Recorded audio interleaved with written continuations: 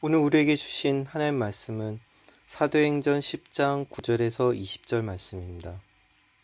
이튿날 저들이 길을 가다가 욥바에 가까이 이르렀을 때에 베드로는 기도하려고 지붕으로 올라갔다. 때는 오정쯤이었다. 그는 배가 고파서 무엇을 좀 먹었으면 하는 생각이 들었다. 사람들이 음식을 장만하는 동안에 베드로는 황홀경에 빠져들어갔다.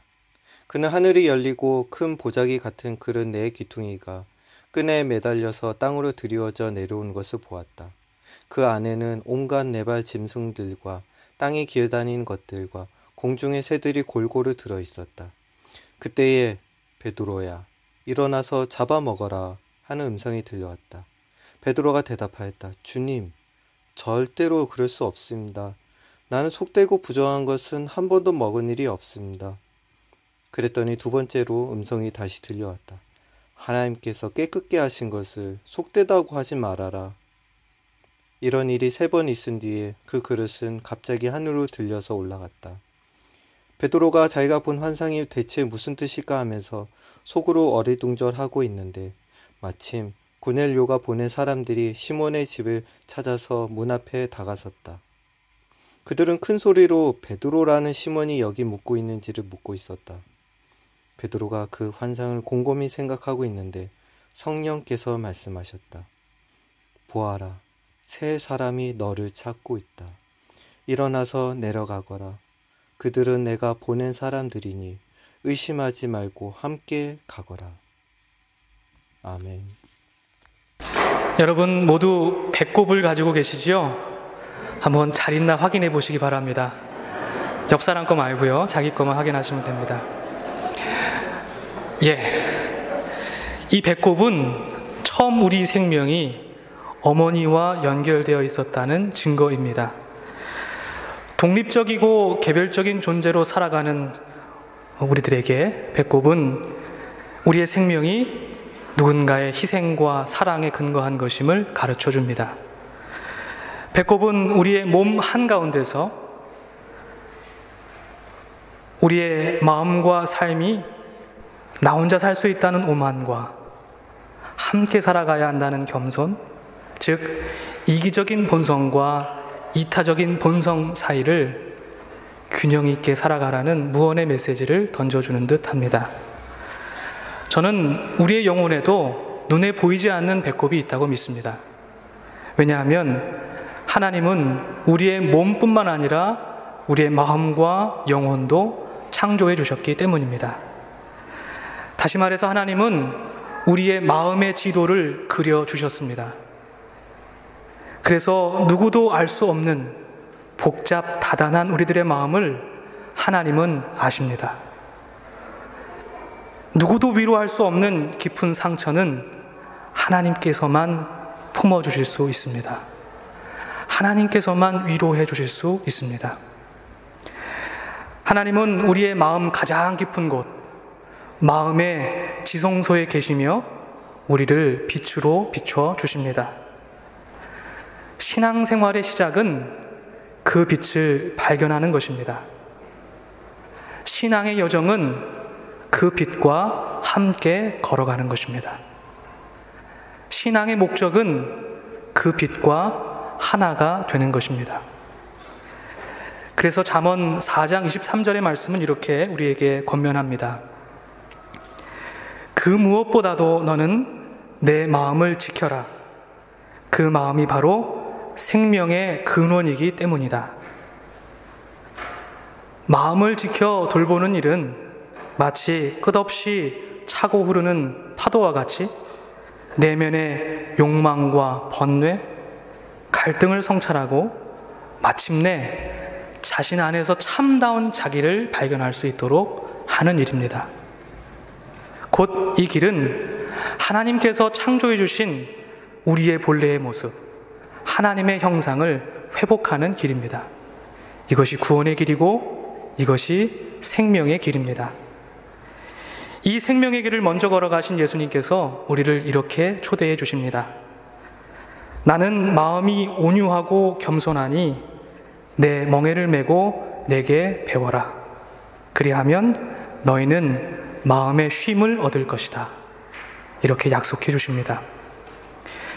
예수님의 멍에를 메고 배우는 것은 곧 예수님의 마음과 생각, 삶의 방식을 나의 것으로 삼는 것입니다. 예수님의 온유함과 겸손함을 나의 마음에 채우는 것입니다. 그것은 좀처럼 쉬운 일은 아니지만 그렇다고 해서 불가능한 일도 아닙니다. 왜냐하면 우리 모두가 해야 할 마음 공부, 이것은 우리 혼자서 하는 것이 아니라 우리와 함께 하시는 성령님과 함께 하는 것이기 때문입니다. 우리는 혼자가 아닙니다. 오늘 우리가 함께 읽은 본문의 말씀은 하나님의 마음, 즉 성령과 새롭게 연결되어서 마음 공부를 하게 된 베드로의 이야기를 담고 있습니다. 공부를 시작하려면 무엇보다도 공부하는 자세가 중요합니다. 그런 의미에서 베드로는 공부하려는 자세가 되었습니다. 하나님의 마음에 자신의 마음을 닿게 하려고 베드로는 수시로 하나님 앞에 기도했습니다. 유대인들은 보통 일출과 일몰, 오후 3시에 시간을 정하여서 기도했는데 오늘 베드로는 몇 시에 기도했다고 하죠? 정오에 기도했다고 합니다. 이것은 사실 나중에 만나게 될 우리 고넬료라고 하는 사람이 유대인들의 시간을 정하여 기도한 것과 비교할 수 있도록, 은연중에 비교할 수 있도록 해주는다고 생각됩니다.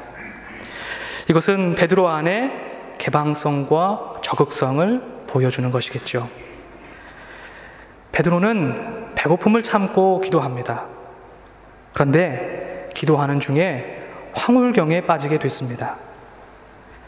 이것은 베드로의 마음에 하나님께서 환상을 그려주신 것입니다. 하나님은 때때로 이렇게 우리의 이성으로 이해할 수 없는 그러한 방법으로 우리에게 말씀하시기도 합니다. 우리의 이성을 초월해서 우리의 이성을 황홀하게 만드실 수 있는 분입니다. 우리는 이것을 부정할 수 없습니다. 정신분석학자나 심층심리학자들에게는 이러한 신비적 현상이 억압된 무의식의 표상이거나 심리적 에너지의 표출쯤으로 생각될지도 모르겠습니다.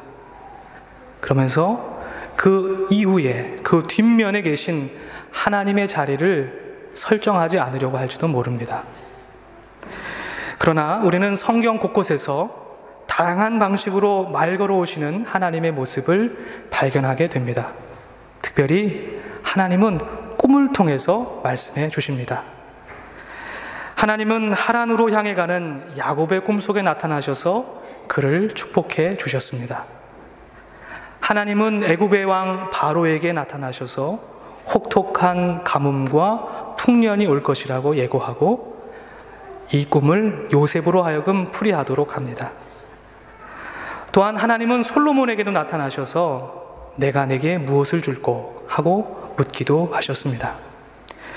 다니엘서 7장에 보면 다니엘에게 하나님은 그 당시에 대적하는 대제국들을 은유적으로 보여주시기도 하셨습니다.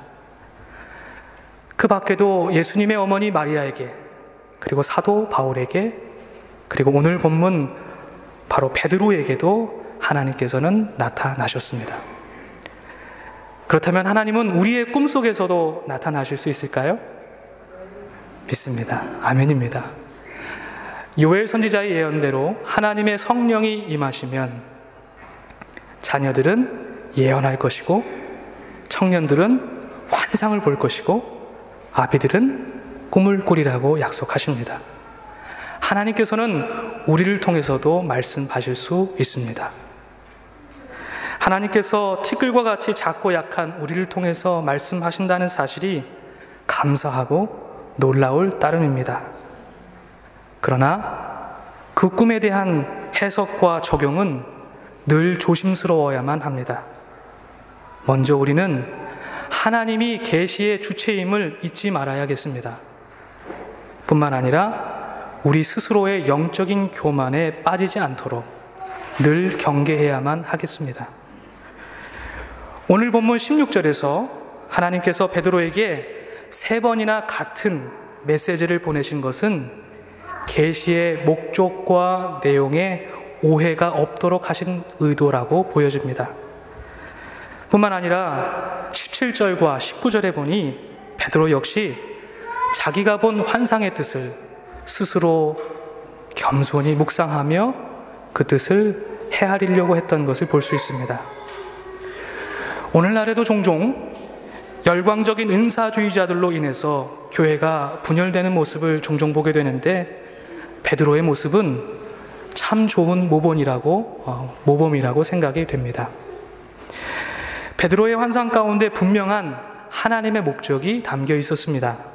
그것은 다름 아닌 베드로로 하여금 민족의 경계를 뛰어넘는 하나님의 구원 계획을 깨닫게 하시려는 것이었습니다. 베드로는 하늘에서 큰 보자기와 같은 그릇이 내려오는 것을 보았습니다. 그 그릇 안에 담겨 있는 것은 레위기 11장에 신명기 14장에 기록한 부정하다고 판단되는 동물들이 가득했습니다. 하나님은 베드로에게 이것을 먹으라고 말씀하십니다. 급기야는 그 모든 것들이 깨끗하고 선하다고 말씀하십니다. 우리는 오늘 본문의 행간 속에서 베드로가 느꼈을 적지 않은 당혹스러움을 느낄 수 있습니다. 만약 누군가 여러분이 지금까지 한 번도 의심한 적 없는 확고부동한 신앙의 가치와 행위를 다르게 해석하거나 그것을 부정한다면 여러분들은 어떻게 하시겠습니까? 물론 합리적인 토론과 대화도 가능합니다. 하지만 우리는 그 주장과 갈등을 일으키고 분노를 할 수 있다고 생각됩니다. 성령과 함께하는 마음 공부가 우리를 안내하는 것은 새로운 믿음의 세계입니다. 성령의 사람은 진리를 향해 열려있는 사람입니다. 내가 진리를 지키려고 할 때 그 진리는 타인에게 독선이 될 수 있습니다. 그러나 진리로 하여금 나를 지키도록 할 때 그 진리는 우리를 자유케 해줄 수 있습니다. 성령은 우리를 자유케 하는 영입니다. 여기에는 베드로가 느꼈던 긴장과 갈등 물론 포함되어 있습니다. 베드로는 마치 요나 선지자와 같이 은연중에 하나님의 구원의 영역을 스스로 구획하고 이방인들을 향한 하나님의 보편적인 구원 의지를 막아서려고 했는지도 모르겠습니다. 하나님은 환상을 통해서 이 베드로의 모든 편견을 깨뜨리셨습니다. 그리고 하나님은 이러한 베드로에게 당신의 새로운 계획과 만남을 열어 보여주셨습니다. 일어나서 내려가거라. 그들은 내가 보낸 사람들이니 의심하지 말고 함께 가거라. 베드로는 하나님께서 예비하신 새로운 만남을 향해 걸어갑니다. 바로 이방인 고넬료와의 만남이었습니다. 베드로는 나의 세계에서 너의 세계로, 즉 새로움의 세계로 건너가게 되었습니다. 베드로는 이 깨달음을 다음과 같이 고백합니다. 나는 참으로 하나님께서는 사람을 외모로 가리지 아니하시는 분이시고 하나님을 두려워하며 의를 행하는 사람은 그가 어느 민족에 속하여 있든지 다 받아주신다는 것을 깨달았습니다. 그렇습니다. 이제 베드로는 자신의 마음에 그려주신 환상을 통해서 하나님의 진실하신 뜻을 깨닫게 되었습니다. 그것은 민족과 종교, 피부색과 신분을 뛰어넘어서 하나님께서는 모든 사람을 구원하시기를 원하신다는 사실이었습니다. 이렇듯 성령은 우리 안의 신앙의 다양성을 풍요함으로 인식하도록 돕습니다. 서로를 정죄하는 것이 아니라 서로를 인정하도록 돕습니다. 성령은 높은 담을 쌓게 하는 것이 아니라 쌓아진 담을 허물게 하십니다. 사랑하는 성도 여러분, 참과 진리를 향한 우리의 신앙이 성령과 함께하는 진실한 마음 공부로 옮아갈 수 있기를 원합니다. 그래서 참된 신앙을 향한 열정이 혈기가 아닌 거룩한 분노로, 다침이 아닌 열림으로, 독백이 아닌 대화로 표현될 수 있기를 원합니다. 우리가 예배하는 가정과 목장과 교회에서 우리의 마음에 그려주신 하나님에 대한 서로 다른 이야기가 나누어지고 소통될 수 있기를 원합니다. 또한 우리에게 새롭게 주어진 한 주, 베드로가 고넬료와 새롭게 만남을 가졌던 것처럼 새로운 만남의 기쁨이 가득하시기를 주님의 이름으로 간절히 축원합니다. 함께 기도하겠습니다.